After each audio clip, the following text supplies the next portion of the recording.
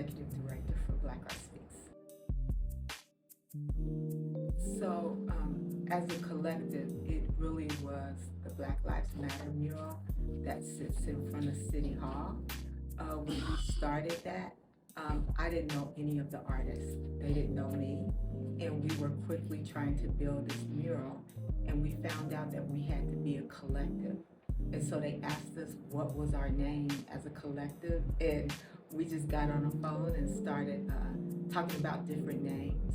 And we came up with Black Art Speaks because it was really about using our voice as Black people, period. And then the artist piece came to play because of the art we were putting in front of City Hall. But for myself, I've just been a social advocate all my life since I was probably 12 and was really in corporate. I was in banking at the time.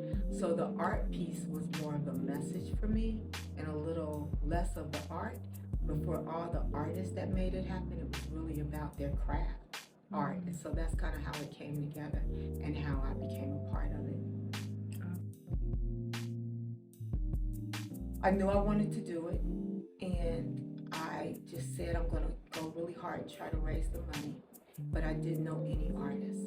And a group told me they would bring some artists to a phone call. And when I got to this phone call, all the artists they brought me were white. And so I had to explain that I need the money that you guys have, and I want these artists to participate, but they can't lead designing our message. That just can't be the case. I need Black artists. And thank God I was able to find all of the artists, and that took place. But what was profound for me is that who they brought to the table didn't represent us, but they wanted to tell the story. And later on, I found out that most of the artists I was dealing with, they knew about it. So that one thing was very telling to me, and we were able to actually have conversations of why that wasn't okay. Do you know what I'm saying? Yeah. It wasn't okay. And then when I was offered X amount of money, it wasn't going to be enough, and I knew they had more. And I'm like, no, I need, almost 4 times as much as you said, because I'm going to ask these artists to leave their job for a week and make this happen. So those were things that I think that if we just have the information and the courage to have the conversation, things change. So sometimes people only do what you let them do. And sometimes we look more hungry than we should be looking, and people will use that. So that's, I think, just one piece. But just another thing just is sitting at the table and saying that's not enough money, go do this. Or people will call and they'll want some art, they want it free. I'm like, no, they don't do it free. But as an artist, you might say, okay. And so what I think we've brought is almost an agent in the arts. It's just like a football players or boxers. You offer them a place to just do what they love. They don't know to negotiate for the biggest dollar. That's what happens with art. So we just help negotiate through that and help people know that it costs money and it's not free. I am considered the volunteer. Okay. I don't do the art. I just like people have to have somewhere to go to say, how can I connect me with people? So I try to look at myself as connecting jobs and opportunities for artists to share their voice and their stories and to actually make the magic happen without someone over their shoulder telling them no or yes. And a lot of that starts with money. So my job is just to connect them with people that's gonna pay them for their art. But I think what happened is that during the whole George Floyd and everyone being home and still and waking up and having these moments of clarity, people realize that in the artist realm, you can't regulate what you love. You can't tell people that they have to buy your art or pay for you to do a class. You can't do that. And so when I looked deeper, I found out that this was a group of people that had not been done fairly. So because so many people take our culture, I say they love our rhythm, but they don't like our blues. So they take our rhythm and our culture, and you never know who's doing it. And a lot of times it's not Black artists who's actually showing you beautiful Black art. So the people getting paid for what is supposed to be part of our culture didn't look like us all the time. And the people who needed to be in rooms to make decisions about how we spread the money, they weren't in the rooms. The administrators in art, they don't look like us. So I think Black art helps to kind of fill that void to say, hold on, and get people jobs. That's really at the crust of what we do. And then the other big thing is it always feels better to be a part of something. So people feel a part of something. And then the third thing is that when we come together, everyone knows it's about social justice. It's about change. It's about calming your voice so people can hear each other, which is what we tried to do with the Black Lives Matter mural, which is and for me, I love the data behind the art. Okay. So I can take one of the murals and go and tell you how much we actually made to do it and how much we didn't. And so many times, the lion's share of the people who make the money for that beautiful art is not us. Oh, wow. And that's what, it's not about exposing just to be ugly. It's about changing. It's about people realizing, I see you, right? Mm-hmm. It's not okay. And go do better. So it's bigger than just exposing. It's making sure people understand that we know what's going on. To most people driving by, they don't know that, right? So I drive by and I see something different than what other people see, all because I know behind the curtain what's going on. So I think it's 100% greater than anything I can bring to the table. But just for me, I probably started understanding that social justice was needed when I was 12. Okay. But I was focused on equality and didn't realize the need for equity. So it took me time to understand the difference between being equal and being equitable. And equity means you need to give me a little more because I'm starting from so far back. And I can't be equal because, you started me 200 years. You have 200 years ahead of me. Right. So we have to think about that piece.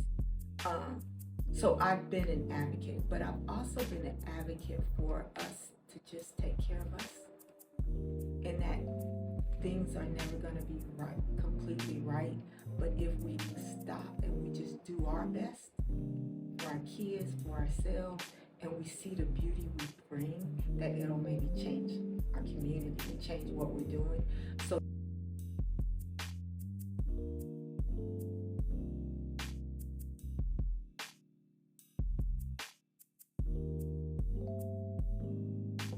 I had this thing that I dream up stuff. And it's probably been 2 years in the making. And I was like, I want to stand up every letter all through our community and focus more on the meaning of the theme of the letter. And then you just wake up in an aerial view actually says Black Lives Matter through our neighborhoods without us even thinking through that whole political drama that happens when you say that. And people don't understand that it is our hope and prayer that we know we matter and that our kids know that we matter, so we can change how we even act, right? So we started with the A in Avondale, and it took a little longer. It was more costly than we thought. And right when you think about giving up, because I was like, okay, we're at year 2. We can, I can focus this energy somewhere else. Right when you think about giving up, someone said no, but they said they wanted to give us a yes, but they had to wait till next year. So and they wanted to support the art. At the same time, another group from UC, at the time it was called Urban Impact Studio, said they wanted to take our request and actually help build a repeatable process, if you could, to go to United Way to see if they would say yes. And they helped us. The other group helped us, and all of a sudden we had enough money to do 2 letters. We put some money in ourselves, and then we had gotten seed money 2.5, 3 years ago when I first came up with the idea from Arts Way, which was just enough for us to find out how much it would cost. So it didn't propel us, but it gave us some ground to understand what we needed. But it came. And now here we are that we're about to stand up the first one. It'll be R, goes in Roseline, and it focuses on the bias of Black men. It is from the poem, We Want What You Want, for the people in our lives to see Black men as gentlemen with kind hearts and not as thugs and criminals. So the R will go up there. The A talks about gun violence and our desire for the people carrying the guns to want to protect and not kill. And that goes for all of us. And then the exclamation mark is our second version of the exclamation mark, which really puts the end of the poem, which is nothing more and nothing less. And it shows the breaking of chains and just the fact we want more for our community, just like everyone else wants. So I am so excited to get this first letter up. It has been a community to get it to this point. I've had to call my husband and say, hey, can you help us dig up the ground to get it prepared? Like, we've called in favors and prayers and everything, but it's going to stand up. And I hope that the boys in that community and everyone understands the message is that we have to be not be biased of ourselves and not think the way people have told us to think about ourselves, to think differently. And that's what this is really represents. It represents us asking ourselves to think different and for other people to treat us differently. So I am just amazed that it's happening. We've invited some pretty great people to actually help us unveil it. We've invited the mayor, the city manager, vice mayor, a number of people. But the people who helped make it happen financially is Arts Way, gave some, like I said, a couple of years ago to get us started. Fifth Third Bank came in a very big way for the R in Avondale. The A in Avondale. The R was Keep Cincinnati Beautiful. They helped. And then United Way gave the biggest dollars of all. And they are actually helping us do both of them. If we get it done, they're going to help us do 2 more next year. So the United Way came through like in such a big way. We just don't know. So I appreciate all of them who sat together and decided that it was worth it, that our city deserved this. And it's us sharing our voice. No one else is telling us what to say. None of our sponsors said, oh, and you better say this. They've given us freedom to say what we want to say and to ensure people who look like us are making the money to say it.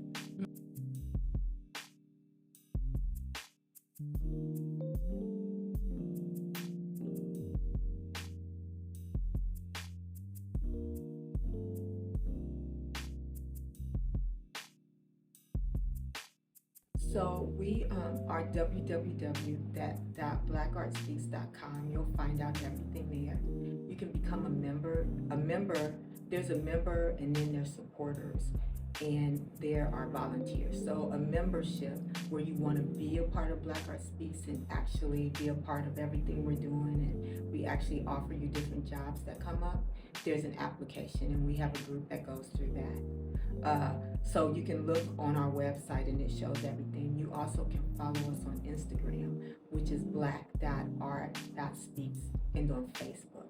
And we try to keep up with everything going on in all of the different artists' lives so we can share what they're doing, because our collaborative is made up of artists and, like I said, professional athletes, ballet people, but it's individuals and businesses. And we just want to share what they all are doing. So you'll find it there. Okay. Audio Jungle.